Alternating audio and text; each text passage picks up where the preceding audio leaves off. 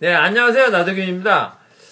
이번에 소개해드릴 사연은 이제 어려서부터 늘 소화가 잘 안 되고 또 한 24, 5세경에는 헬리코박터라는 것이 이제 있었는데 뭐 치료만 안 했는데 최근에 건진을 해보니까 장상피화생이라는 게 생겼다.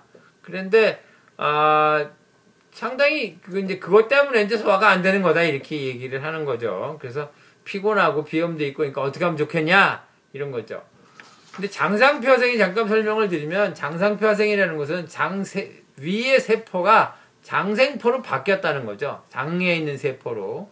근데 세포의 변형이 일어나는 이유는 그 위에 컨디션이 나쁜 걸 말하는 겁니다.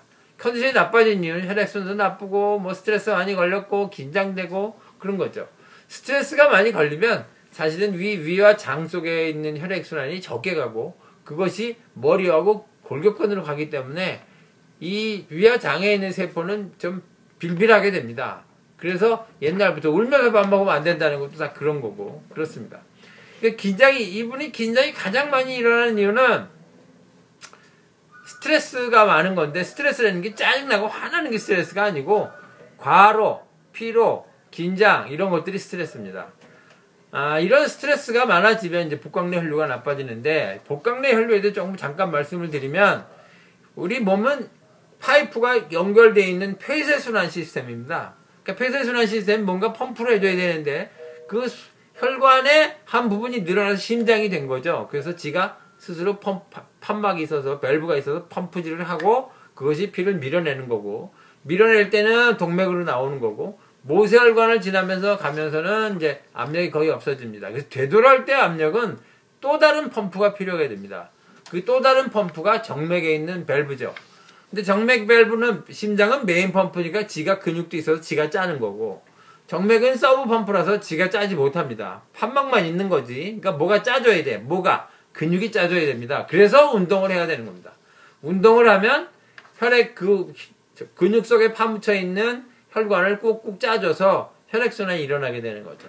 그래서 신선한 혈액이 공급이 되니까 건강해지는 거고 그렇게 되는 거죠. 실제로 걸으면 두개 내에 있는 혈류도 60% 증가한다. 이렇게 되어 있으니까 상당히 걷는 게 중요합니다. 그래서 제가 걸으시라고 자꾸 강조드리는 거는 첫째는 이게 혈액순환 때문에 걸으시라는 거고 두 번째는 릴렉스입니다. 긴장을 풀으시라는 거죠.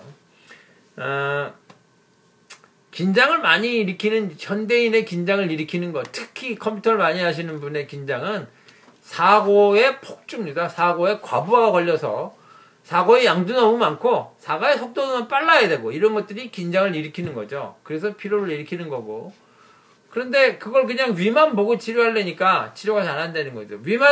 소화만 안 될 리가 있겠습니까? 가슴도 반드시 답답하고요. 눈도 뻑뻑하고 머리 띵하고요. 뒷덜미 늘 아프고요. 이런 데 다 아프고 허리 아프고 계속 그런 거죠. 근데 그걸 가지고 소화만 안 되니까 소화제만 먹고 있거나 장상피회생만 치료하려고 그러니까 치료가 안 되는 겁니다. 그렇게 하시지 마시고 몸 전체를 치료해야 됩니다.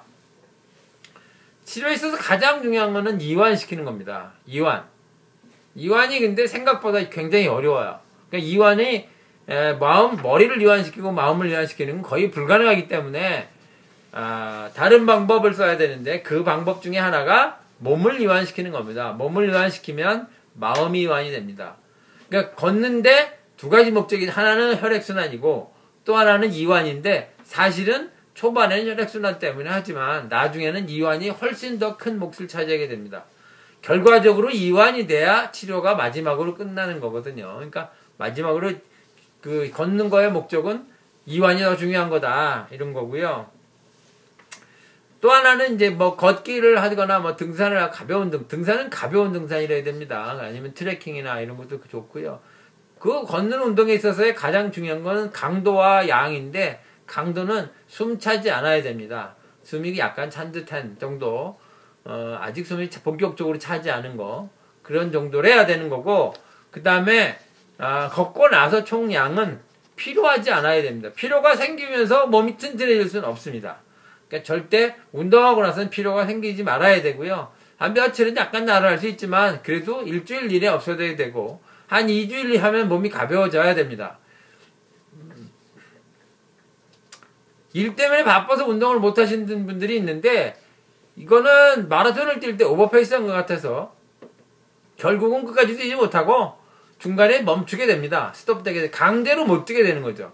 강제로 못 뛰게 되는 거는 병이 생겨서 이수저도 다 안 되는 거니까 고장 나는 거니까 그렇게 해서는 안 되는 일이고 강제로 못 뛰게 쉬기 전에 스스로 쉬면 경쟁력도 오히려 좋아지고 결국에는 승리자가 될 수 있는 겁니다. 그러니까 바빠서 운동을 못 하는 거는 있을 수 없는 일이니까 사실은 있습니다. 그렇지만 있으면 안 된다는 거지. 그래서 바쁘더라도 시간을 조금이라도 내서 운동을 하면 결과적으로 일에 도움이 된다. 이런 말씀을 강조드리는 거고요.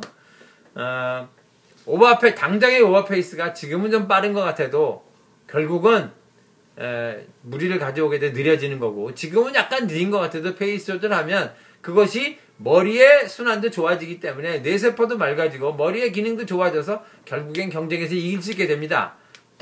운동 꼭 하시고요. 그 다음에 그래도 잘 안 된다. 한 2주일 정도 했는데 잘 안 된다. 그러면 혼자서 할 수 있는 한계를 벗어난 겁니다. 그러니까 혼자서 다 무리하게 하시려고 그러지 말고 저처럼 의사이면서 한의사인 복수면허 의사 선생님이 하시는 클리닉을 찾으시면 양방적인 진단과 한방적인 치료를 같이 하실 수 있어서 훨씬 더 효율적인 치료를 하실 수 있을 겁니다.